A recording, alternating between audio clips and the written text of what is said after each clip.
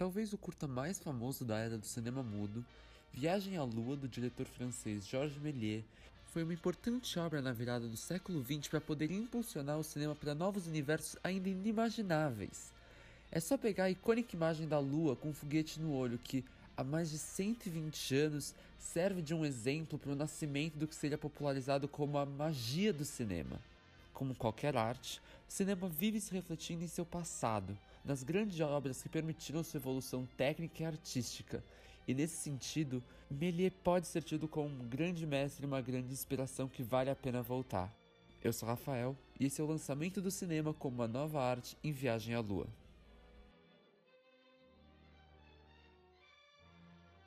Ao longo do século XIX, foi sendo introduzido no mundo, mais especificamente Europa e Estados Unidos, uma nova forma de vida liderada pela consolidação do modo de vida capitalista e de uma expansão da produção industrial. Novas máquinas de produção, trens, bondes, eletrodomésticos e parques de diversões começaram a fazer parte de uma vida normal da classe média. Era um período de inovação, de multiplicidade, de descobertas, e é nesse meio que nasce o cinema.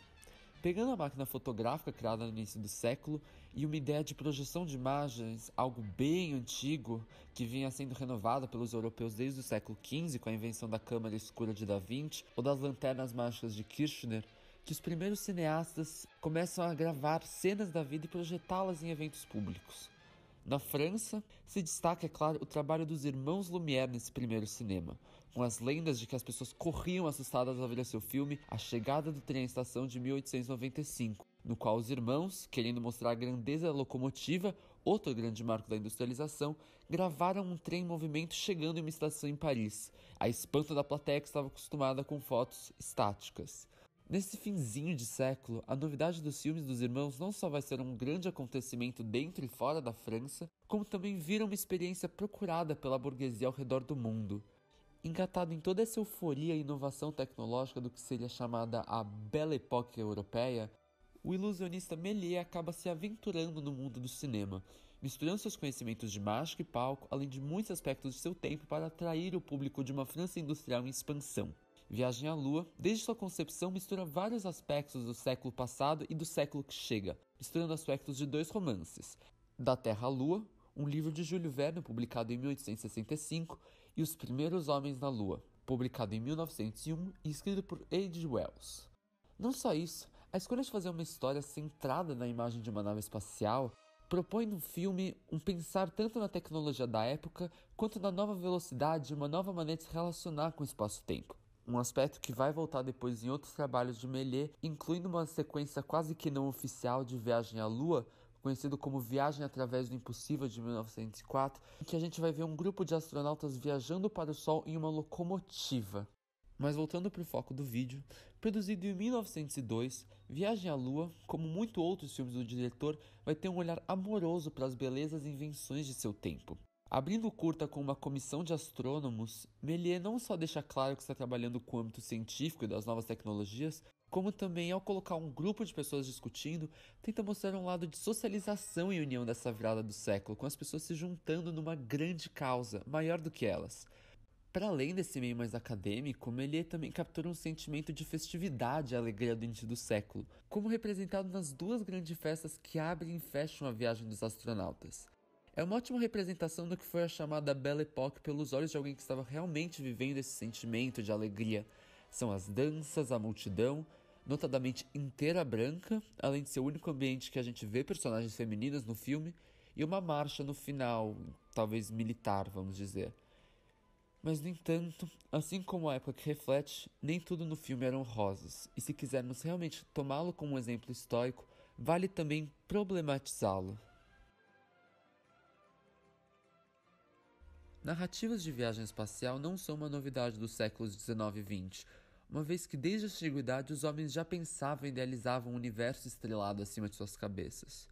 Portanto, o fato da narrativa tratar de uma viagem pelos corpos celestes e mesmo de mostrar um encontro com seres alienígenas não é necessariamente nenhuma novidade, nenhum ponto problemático, por assim dizer. A verdadeira questão vai estar justamente na forma em que é retratado, como é demonstrado pelo filme esse encontro e essa viagem. Lembrando que a gente está na virada do século XIX para o XX, estamos num mundo em que, paralelamente, a gente tem uma Europa eufórica, animada e feliz, e uma corrida armada, um processo de colonização do sul do mundo, mais notadamente, é claro, o continente africano. No livro Crítica da Imagem Eurocêntrica, Multiculturalismo e Representação, os autores Robert Stem e Ella Shohat explicam essa mentalidade que crescia ao mesmo tempo que nascia o cinema. A dominação colonial de pessoas indígenas, as disciplinações científicas e técnicas da natureza por esquemas classificatórios, a apropriação capitalista de recursos e a nova ordem imperialista do mundo sob um regime panóptico, tudo fazia parte de um movimento global histórico massivo que atingiu seu apogeu no início do século XX. Ao mesmo tempo, vemos se formarem ideias positivistas e eugenistas disfarçadas de uma justificativa civilizatória para justificar a ida de tropas europeias e norte-americanas a viajarem no mundo, levando a premissa dos direitos sociais, os valores democráticos. Mas como isso se relaciona especificamente com um curta de 15 minutos sobre homens viajando para a Lua? É que aqui começa a problematizar o encontro que acontece entre os cientistas humanos e a raça alienígena. Como escrevem Gustavo Castro Silva e Ciro Inácio Marcondes no seu artigo Mágica, Poesia e Espetáculo, Viagem à Lua e uma Ubiquidade Moderna, Viagem à Lua propõe uma ficção científica em que o ser alienígena pouco tem de verdadeiramente alienígena, pois remete diretamente a uma cultura colonialista, em que aqueles que possuem o domínio da técnica e sejam capazes de construir uma tecnologia possuem, em decorrência disso, uma superioridade ética, étnica e política sobre os povos destituídos de tal domínio. Esses aliens, conhecidos como selenitas, aparecem como um povo atrasado e não civilizado em comparação aos homens recém-chegados na Lua.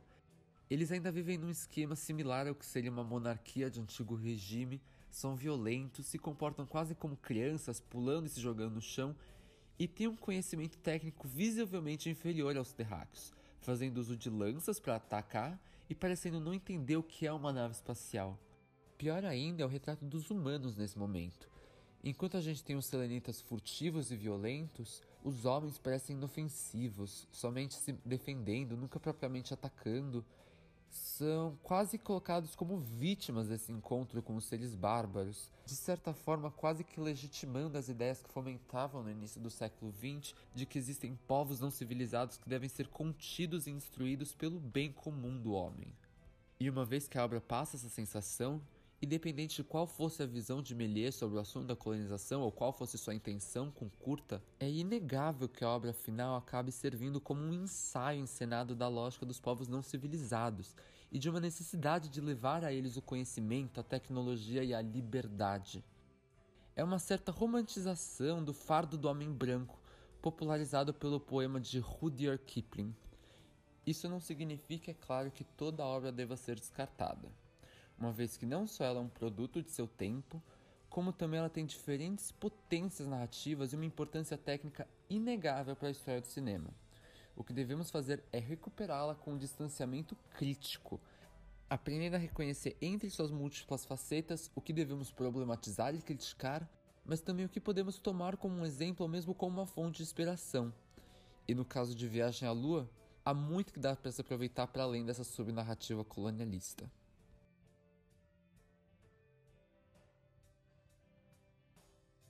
Considerando que já vivemos há mais de 120 anos de cinema, é maluco se pensar que um curta de 14 minutos possa ter sido um destaque tão grande. Ainda mais quando a gente pensa o quão enraizada ficou a icônica imagem da Lua com um foguete no olho na nossa mentalidade comum. Mas, considerando que esse não foi nem o primeiro nem o único curta produzido na sua época, o que Méliès fez para conseguir um tão imenso destaque?